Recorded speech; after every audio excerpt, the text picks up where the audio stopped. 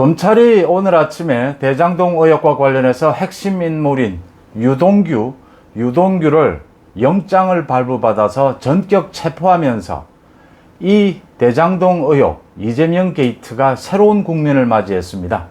그러니까 지금까지는 여러가지 의혹, 이재명에 대해서 어떤 연관이 있느냐 이런 식의 여러가지 의혹이 제기가 됐는데 핵심 인물인 유동규가 체포되고 지금 현재 조사 중입니다. 그 결과에 따라서 이재명이 치명타를 맞을 수 있다 이런 전망이 나오면서 이제 새로운 국면에 접어들었습니다. 이재명 후보 측을 비롯해서 민주당 쪽에서는 이 대장동 의혹에 대해서 공세를 퍼붓는 것, 지금까지 국민의힘 게이트라고 몰아붙인 것이 공격력이 떨어진다라고 해서 전략을 바꿔서 오늘부터는 이제 고발사주, 윤석열 후보에 대한 고발사주 공격으로 전환을 했습니다. 그런데 이 대장동 의혹과 고발사주건이 국민들이 받아들이는 그 영향력, 파급 효과가 너무나 큰 차이가 나는 데다가 고발사주건은 한 달이 넘게 검찰에서 조사, 수사를 해왔는데 새로 드러나는 것이 하나도 없습니다. 새로 드러나는 것이 하나도 없는데 이걸 어쩔 수 없이 다시 고발사주를 들고 나와서 윤석열 후보 측을 공격하게 되니까 민주당 내에서조차 이게 제대로 된 공격이 되겠느냐 탄식이 나오고 있는 형편입니다. 송은재TV 시작합니다. 구독, 좋아요 눌러주시면 고맙겠습니다. 그러니까 오늘 아침에 유동규가 병원 응급실을 나오면서 바로 검찰에 체포가 됐는데 이게 긴급 체포냐 아니면 영장을 발부받아서 체포가 됐느냐 라는 부분을 확인하니까 검찰에서 영장까지 발부받아서 정식으로 체포한 것이다. 지금 현재 유동규는 조사 중입니다. 영장까지 발부받았다면 유동규의 혐의가 어느 정도 입증이 됐다라고 하는 부분입니다.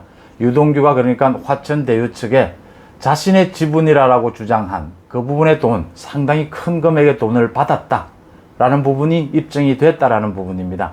지금 유동규와 관련해서 그 회계사의 녹취록 또 국민의힘의 제보 등에 따르면은 유동규가 천화동인 1호는 김만배 기자가 실소유주로 되어 있는데 그건 이름만 빌려준 것일 뿐이고 유동규가 실소유자가 아니냐라는 추측이 나오고 있습니다. 유동규가 그래서 자신의 지분을 요구해서 그 돈을 받아서 또 다른 회사를 설립해 놓았다. 유동규가 지금 검찰 조사를 받고 있는데 굉장히 정신적으로 불안한 증세 이런 것들도 보이고 있는데 유동규가 뇌물을 받은 혐의가 입증이 됐다면 유동규가 자신이 살기 위해서라도 자신의 윗선, 그러니까 이재명 당시 성남시장과 연결되는 어떤 형태의 진술이 나오지 않겠느냐. 유동규에 대해서는 이 정도 검찰이 입증을 했다면 구속영장이 떨어질 것이다. 그 다음 유동규가 굉장히 폭탄 발언을 할 가능성도 있다. 자신이 살기 위해서는 이런 예측이 나오면서 이재명 후보가 사면 초과에 몰리는 분위기입니다. 검찰이 유동규에 대한 조사에서 이재명과의 관계 이 부분을 굉장히 들여다보게 될 텐데 거기에서 돈의 흐름을 포착하지는 못한다 하더라도 이렇게 1조 원 가까이 민간업체가 돈 잔치를 할 수 있게 그렇게 설계한 것, 그 설계자가 이재명 자신의 입으로 자신이 설계했다라고 한 만큼 또 자신의 최대 치적이라고 한 만큼 이 설계를 이재명 당시 시장이 결정을 했을 것이다. 그렇다면 그 부분만으로도 최소한 배임에 해당한다. 당시에 성남시 관계 공무원과 이재명 성남시장은 배임에 해당한다. 이재명의 배임, 거기 플러스 이재명으로 돈이 혹시 흘러 들어갔느냐라는 부분이 입증이 되느냐라는 게 관건이 될 것으로 보입니다. 이재명은 지금까지 이제 윤석열 후보에 대해서 화천대유와 윤석열을 엮기 위해서 이재명과 민주당은 굉장히 노력을 했습니다. 그러니까 윤석열의 아버지가 집을 매매한 것, 그 집에 민주당 의원들이 찾아가서 의혹을 제기하고 했는데 이 윤석열 후보가 그 집을 산 사람이 김만배 기자의 누나였다라는 것도 처음 알았다. 어떻게 집을 산 사람 신원까지 어떻게 알겠느냐. 중간에 공인중개사까지 끼어 있었는데 전혀 몰랐다. 김만배 기자 누나도 윤석열의 아버지인 것을 자신도 몰랐다. 그 다음 정황을 들여다봐도 다운계약서를 요즘은 작성하지 못하지 않습니까? 20억 정도 하는 것을 그 아버지가 관절이 깨지는 바람에 아파트로 옮겨야 해서 19억에 판매했다. 전혀 이야기가 더 의혹이 나올 것이 없어졌습니다. 그러니까 이제 꺼낸 칼이 고발 사주건입니다. 손준성 검사가 김웅에게 자료를 보냈는데 여기에 윤석열 당시 검찰총장이 개입하고 있는 것이 아니냐 라고 하는 이 고발 사주권을 꺼내 들었습니다. 이재명 후보도 고발 사주에 있어서 윤석열 후보가 책임에서 자유로울 수 없다라고 지적을 했고, 민주당에서도 오늘 송영길 대표를 비롯해서 여러 명이 고발 사주권으로 윤석열 후보를 공격을 했습니다. 그런데 고발 사주권은 지난 한 달 동안 검찰이 조사를 해왔는데, 어제 검찰이 공수처로 사건을 이관을 했습니다. 공수처로 사건을 이관을 하면서도 별다르게 드러나는 것이 하나도 없습니다, 아직까지. 그러니까 조성은이 뉴스버스 측에 넘긴 그 자료에 손준성이라는 이름이 있다라는 것인데, 이 이름이 조작되지는 않은 것 같다. 그 이외에 드러나는 것이 지금 하나도 없습니다.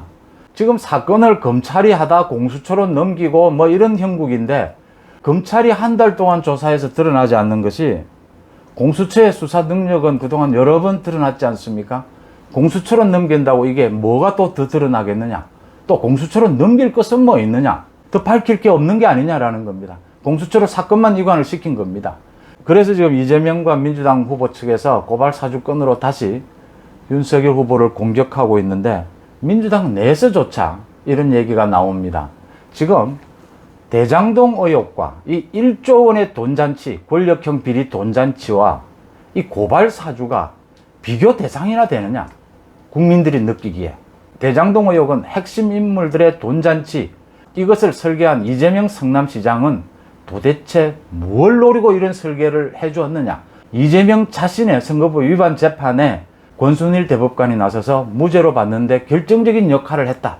이런 사실들이 드러나는 데 비해서 이 고발 사주권은 처음부터 시작해서 지금까지 새롭게 드러나는 사실이 하나도 없습니다.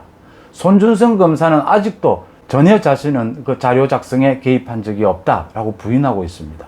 손준성 검사마저 조사하지 않고 그 사건을 공수처로 이첩을 시켰습니다. 전혀 비교되지 않는 이것으로 공격을 한다고 해서 공격의 효과가 나겠느냐 하는 게 지금 민주당 쪽에서 나오는 탄식입니다.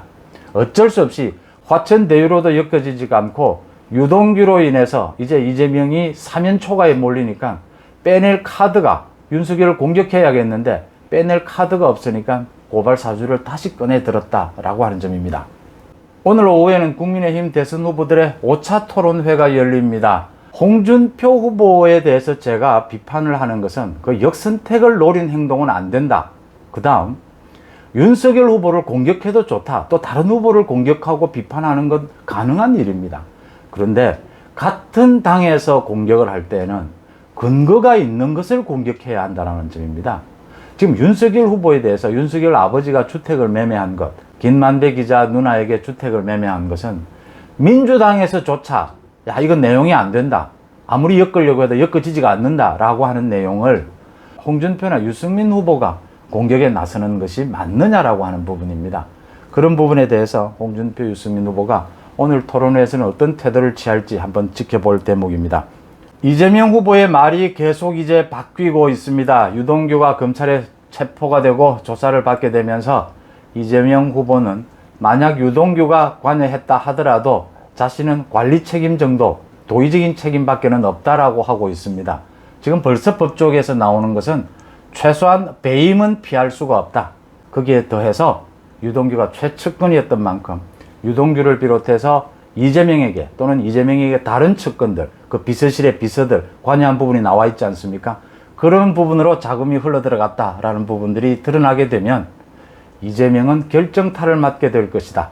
또 유동규가 자기가 살기 위해서라도 자기 윗선을 불지 않을 수 없을 것이다 라는 부분, 그런 전망들이 나오면서 이재명은 갈수록 궁지에 몰리고 있습니다. 오늘부터 이제 국정감사가 시작이 됐습니다. 문재인 정권 마지막 국정감사입니다. 국정감사 첫날부터 파행을 겪고 있습니다. 국민의힘 의원들이 피켓팅 시위, 이 화천대유는 누구 겁니까? 화천대유는 특검이 아니면 풀릴 수 없다라는 주장을 피켓팅으로 주장을 하고 나서면서 여당이 여기에 반발해서 국감이 파행을 겪고 있습니다. 여당은 대장동 의혹과 관련해서 어떠한 증인, 국정감사장에 어떠한 증인을 부르는 것도 지금 반대하고 있습니다. 이재명 후보가 궁지에 몰리는 것처럼 민주당도 궁지에 몰리고 있다 하는 느낌입니다. 고맙습니다.